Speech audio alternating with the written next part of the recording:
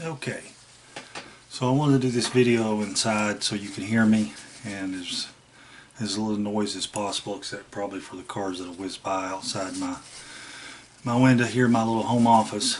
But if you've not been hiding under a rock, then you know that Steve's kicked the hornet's nest pretty hard. And so I wanted to do a little video here with some interesting information.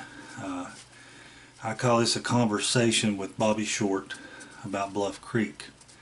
Now, and I've taken notes because I wanted to get this accurate, and so if it looks like I'm reading off, not spontaneous, you want to get this stuff accurate because it's important.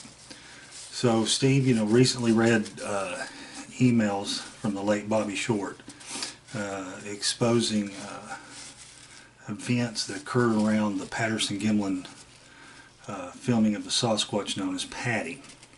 Now, Bobbie and I were friends. We exchanged emails for many years, and she was one of my mentors, I guess you could say, in this deal, and helped me quite a bit.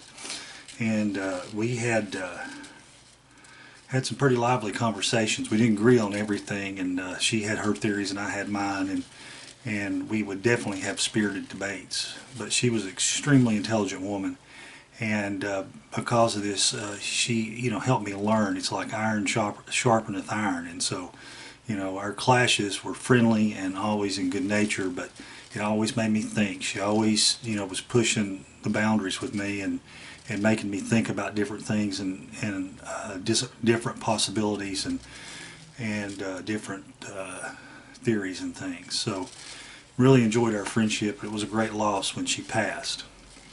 So and also at one time Bobbie was actually a member of North American Bigfoot Search. That's David Pilates' organization, and that I belonged to, and she was also a member for a little while at the very beginning when I was as well. And then in September of 2011 she resigned from NABS, but her and I we continue to talk, and phone calls and emails, etc., messaging and those sort of things. That kept going, and we continued our friendship. So that's where we get down to a phone call or a conversation we had. She had been hinting around about the Patterson-Gimlin film and dropping hints and telling me to be careful, that what I believed and who I supported. She was trying to warn me in a way that I guess she didn't want to just come out and say something or talk about it at first, and so she would just give me vague warnings about certain people, or watch out, these people aren't who they seem they are, etc., etc. And then finally she broke down, and during a phone call, because I kind of pushed back at her, and I'm like, I don't understand why you're dropping these hints. And so she just kind of spilled the beans to me in a phone conversation. Now, during this conversation, unfortunately there was nothing in writing, and she told me during this conversation what happened at Bluff Creek, or what she knew about what happened at Bluff Creek. And she, there was nothing in writing. It was just a conversation between her and I, and she told me, and then that was pretty much it. I mean, after that she didn't want to talk about it much, and I mean there was a few references to it in emails and conversations, but it was just minor stuff that she would mention from time to time. So it was it was very difficult for her.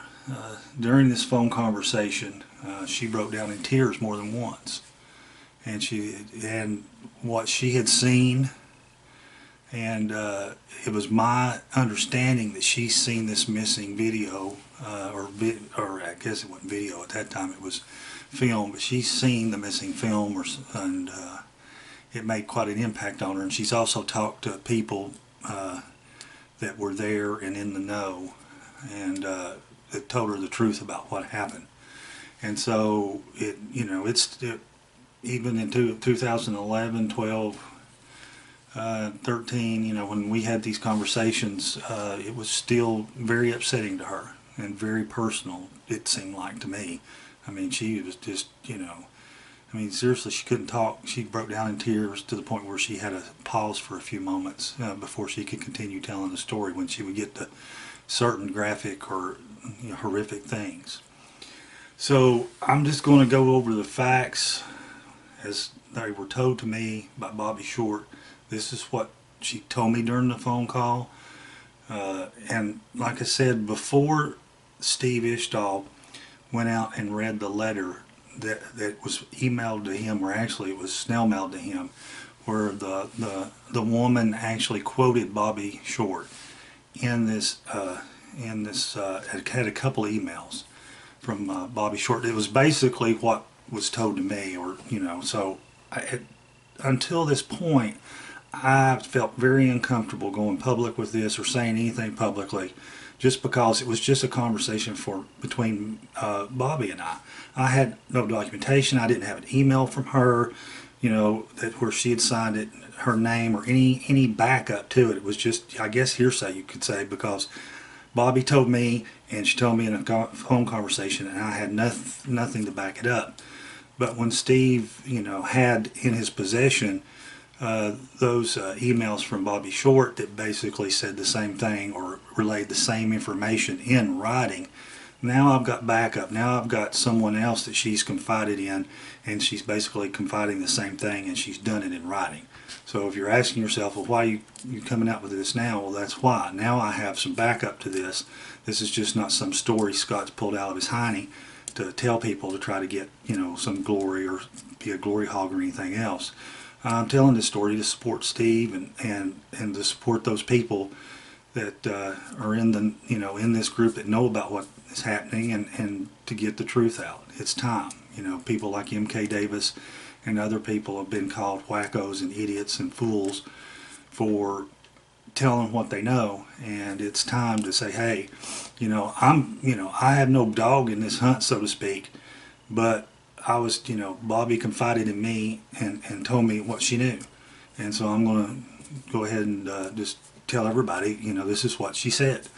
So again, like I said, I went through, and the best of my recollection, took some notes about the conversation, and I'm just going to bullet point it and be very precise. And so during the conversation, the first thing she told me is there was a group of professional hunters from Canada that came into the Bluff Creek area where logging was taking place. They had a specially trained dog that was not afraid of the Sasquatch and would and could track them. And it was a very vicious, dangerous attack dog. She said these hunters specialized in confidentiality and removing Sasquatch problems.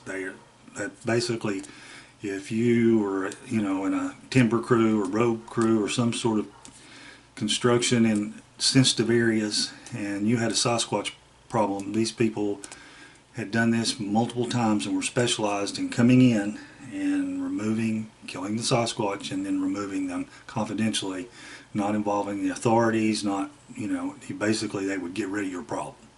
And of course I'm sure they were paid handsomely.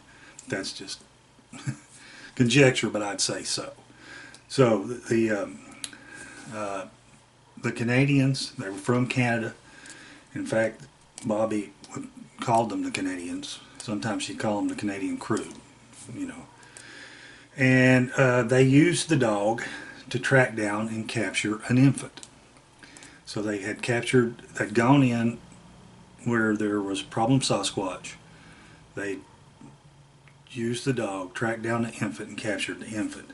The infant was staked out on the sandbar, or put on the sandbar. I don't recall. I thought she said they staked it out. I don't know if it was dead or alive, but I do know that they put the infant on the sandbar where you see the Patterson-Gimlin film, where you see the Sasquatch walking. And then what they did is they staked the infant out.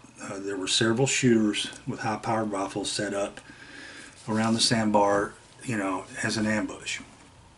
And so when the adult Sasquatch attempted to rescue the infant, then of course they would, the hunters would open up on the Sasquatch as they attempted to come in and do the rescue, and they of course would shoot them multiple times.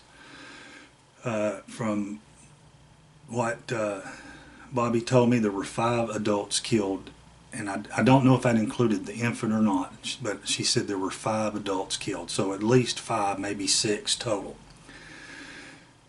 This is where she broke down and she got in detail that I will not get into. But just basically, it's very difficult to say this because this is just god awful.